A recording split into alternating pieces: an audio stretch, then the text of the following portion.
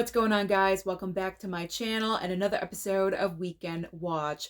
Before I get started with the top 5, I do want to say happy Father's Day to all the dads out there. I hope you are all having a fantastic weekend. Now let's talk about our brand new #1 film, How to Train Your Dragon. This movie opened up domestically with 83.7 million, and the current worldwide total is 197 million. That is a fantastic start for this film. Now, I have not seen the movie yet, but I am going within the next couple of days because I've been hearing glowing reviews about this movie. I haven't seen the original film yet, but from what I've been hearing, the live action version pretty much is a direct shot for shot remake of that original film. So I'm just going to go ahead and watch the live action in theater. I am getting the vibe that this is a movie that you've got to see in the theater. So I'm going to a Dolby showing and I cannot wait to see it. So as far as the rest of the top 5, I was not sure what was going to happen this time last week because we have Materialists and I wasn't sure how that movie was going to perform, but I pretty much knew that Lilo and Stitch was going to be in second place, and I was correct. So Lilo and Stitch brought in this past weekend $15.5 million, and the worldwide total is 858 million.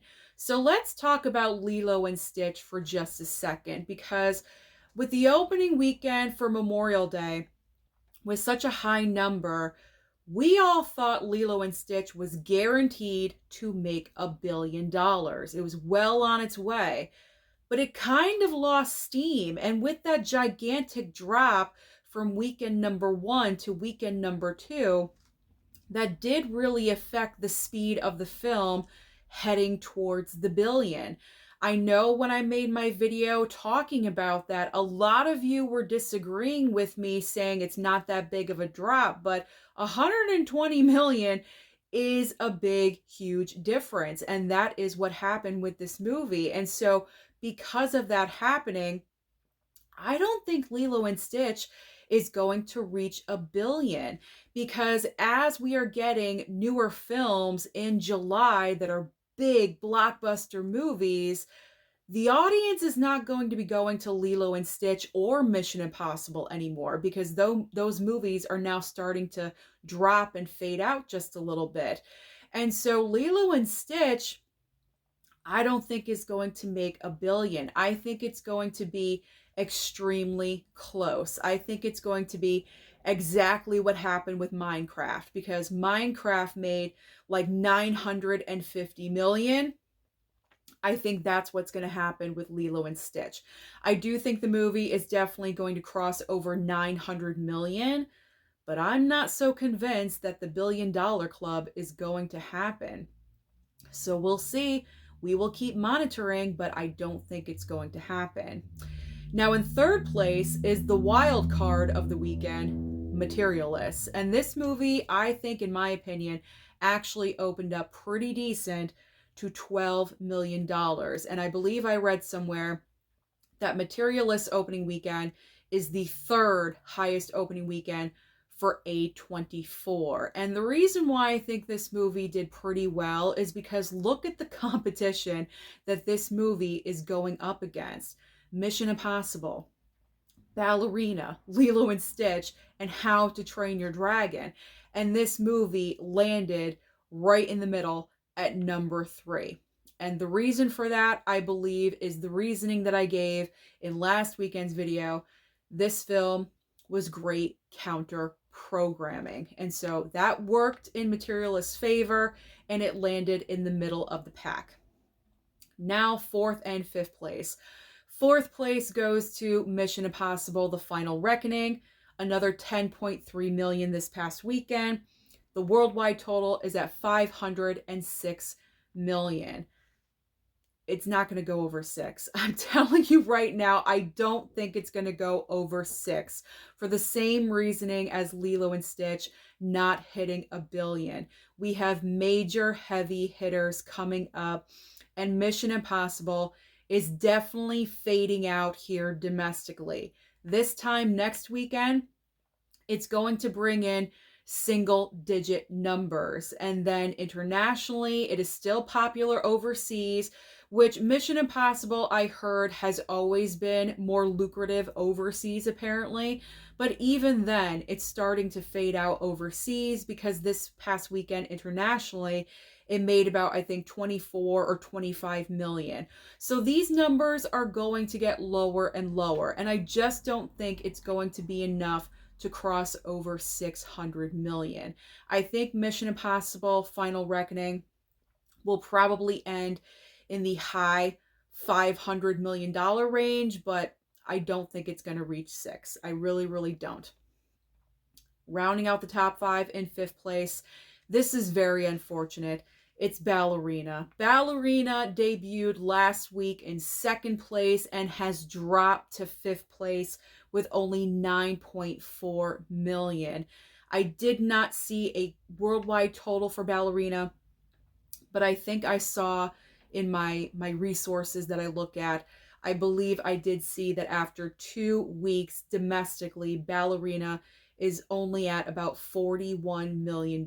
This is just extremely unfortunate because this movie is so good. It's so good, and I feel like no one is seeing it. It's got great action sequences. I absolutely love this movie. I had a great time. Ana de Armas is fantastic. She is such an awesome butt kicker in this movie. Go and see it. Go and see it. Go and check it out. I know there's so many other movies that you want to go and see, but give Ballerina a chance because it's getting severely overlooked. And my fear was that it was going to get lost in the shuffle, and it is. It's totally getting lost. So if there's one movie that you're kind of thinking about, go and check out Ballerina. All right. I'm trying to promote as much as possible because it's just so good. It's just, it's a great alternative to Mission Impossible for an action film. So just go and check it out. All right. Let's focus in on the brand new releases that are upcoming to the box office this coming weekend. So we have 3 major brand new releases. We have 28 Years Later. We've got Elio from Disney Pixar, and also a brand new comedy with Rebel Wilson called Bride Hard. Now, I've been thinking about this because you guys know I like to make my predictions as to what the top 3 is going to be next week. So I think right off the bat, it's safe to say that How to Train Your Dragon is still going to maintain that number 1. Now I'm caught between 28 Years Later and Elio for second place. I'm not even putting Bride Hard in the conversation because honestly, I think the marketing for this movie came on way too late. I didn't even realize this movie existed until a couple of weeks ago. And I'm sure regular everyday people that are not constantly looking at movie information know about this film. So I don't think Bride Hard is going to make any kind of impact. I don't think it's going to break into the top 5. If it does, I'll be very surprised, but I don't think it's going to happen. So now we have Elio and we have 28 Years Later. I think 28 Years Later is going to debut in second place. The reason why is because 28 Years Later, obviously this fan base of the franchise has been waiting a long time, very similar to Final Destination Bloodlines, but even longer for 28 Years Later because, the title and everything. So I honestly think that 28 Years Later, this fan base is going to flood the theaters like Bloodlines, and I think this movie is going to have a very high opening weekend. Now, I could be wrong. I could be off base with this, as I like to say all the time, but I think it's strong. I think the fan base is strong, and I think it's going to debut very well. Because with Elio, even though this is from Disney Pixar, Elio is like direct competition to How to Train Your Dragon because you're catering to the same exact audience. So when you do that, you have to think of, okay, the audience which movie would they rather see.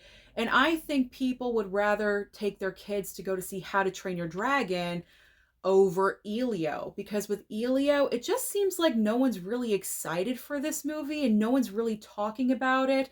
So, because of that, my prediction for the top three: How to Train Your Dragon, 28 years later, and then Elio.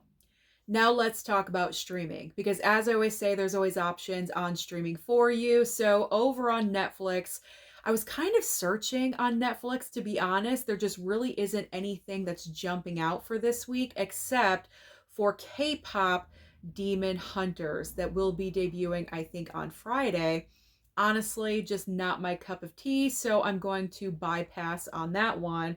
But the biggest debut of the week is over on Max. We have a Minecraft movie and also The Gilded Age Season 3. So if you're interested in Minecraft, on the chance you did not see it at the theater, Minecraft will debut on Max on Friday, and then The Gilded Age Season 3 will debut this time next Sunday. Now, Hulu has a brand new documentary called Sally, and this is also simultaneously going to be on Disney Plus as well, just to let you know that. There's also Skincare.